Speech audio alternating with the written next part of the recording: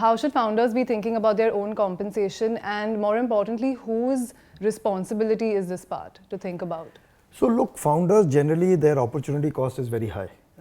So there's no way that the company will be paying them at market is my guess. The real alignment with the founders' interest comes because of their equity ownership and the investors' equity ownership, and they are putting in that opportunity cost basically for that opportunity, the equity ownership.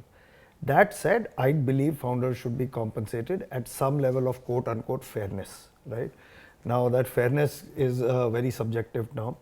What I have observed more as market practice is when companies don't have much money, just like we have talked about in the episode of burn rates, typically founders will draw 1.5 to 2.5 lakhs a month, no more, each of the founders. And also remember that founders are setting a tone for their entire organization. I know companies like Off Business where Ashish prides himself on the fact that people have to join him at least by taking a 40-50% cut. Otherwise they don't have the founder's mindset. So I would say something like, 30 lakhs, call it 2 lakhs a month to 2.5 lakhs, so 30 lakhs, then going to 60 lakhs, then about a crore and a half, maybe when a company has raised Series B. But again, more importantly than the number, I do believe that companies need to have a performance-driven culture. And I think we have probably discussed this in one of our episodes.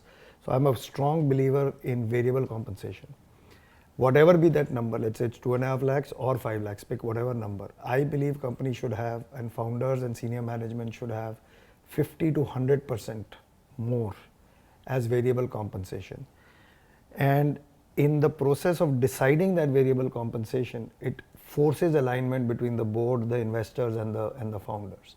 And so I've talked about this rule of thumb before, 50 to 100% at the founder level, and each level below, half of that should be variable. So call it 25 to 50% at L-1 and so on and so forth.